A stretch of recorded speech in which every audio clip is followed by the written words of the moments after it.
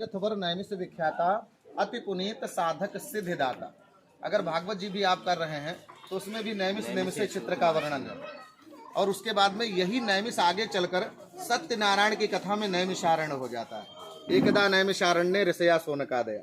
पर मनुष्य हमारे जो हैं और हम लोग जो हैं नैमिष को ही नैमिषारण्य समझते हैं, पर सत्य यही है नैमिष ही नैमिषारण्य है। पर ये नैमिष नैमिषारण्य कैसे बना, पर ये नहीं ध्यान देते हैं।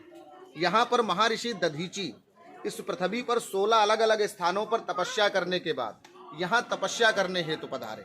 जो महात्मा मैं आपको श्रवण करा रहा हूँ इसके लिए 52 पुराण में लिखा हुआ है। मिश्रितम चा महात्मनम गरिष्ठ पाप नाशनम यस्वत्ता पापभ्यो मुच्यते न संशय। इस मिश्रित तीर्थ दधीची कुंड के महत्व को जो प्राणी श्रवण करते हैं उनके समस्त पाप नष्ट हो जाते हैं। यहाँ पर महर्षि दधीच ने तप करना प्रारंभ किया। एक समय यहाँ दैत्य भी तप करने आते थे, पर दधीच जब तप करने आए तो उनकी ऊर्जा को स्पर्श करते ही दैत्य भस्म हो जाते थे। यहाँ पर तपश्चर्या चल रही थी कि एक समय तुष्टा ऋषि के द्वारा हवन कुंड के अंदर जानकर गलत मंत्र उच्चारण की आहुतियां दी गईं। जब उनको समाचार मिला कि उनके पुत्र विश्वस्वरूप जी का इंद्र ने वध कर दिया है, जो द्वितीय गुरु इंद्र के थे, उस हवन कुंड के अंदर से एक विकराल वृत्तासुर दैत्य की उत्पत्ति हुई।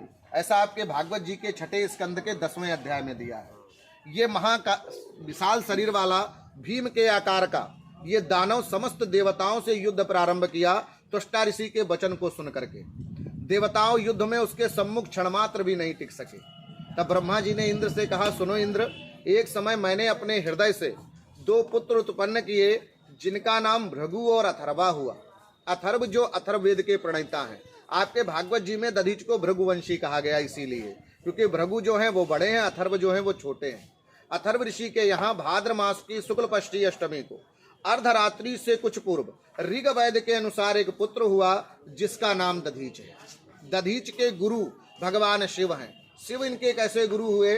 आपके यहाँ कनखल में एक यज्ञ रचाया था दक्ष ने, जिस यज्ञ के ब्रह्मा महर्षि दधीच ही थे।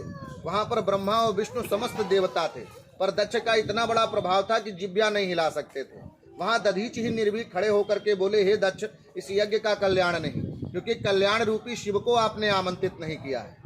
इसीलिए अगर शिव को आप आमंत्रित करते हो तो मैं इस यज्ञ को संपन्न कराऊंगा, वरना मैं बहिष्कार कर दूंगा। जिस पर दक्ष ने भगवान शिव के लिए निंदनीय शब्द बोले तो क्रोध में आकर के दधीच ने उस यज्ञ को श्राप देकर के बहिष्कार किया और दक्ष को भी श्राप दिया कि जिस शीश से तुमने भगवान शिव की निंदा की है ये शीश काट लिया जाएगा। जिसके कारण भगवान शिव इनसे बहुत प्रसन्न रहते थे। एक समय इन्होंने महामृत्युंजय मंत्र का अखंड जाप किया और 3 वरदान प्रदान हुए इनको लिंग पुराण के अनुसार। पहला, इच्छा मृत्यु का, दूसरा, किसी के अधीन ना हो, तीसरा, इनके शरीर में वज्र समा जाए। इस वज्र को प्राप्त करने हेतु इंद्रादि देवता यहाँ पधारे। ये धरा ऐसी है जहाँ देवताओं ने आकर के मांगा। इनकी आयु उस समय मुश्किल से 27 से 28 साल की थी और इनकी धर्मपत्नी सुवर्चा पहले गर्भ को ही लेकर के गर्भवती थी।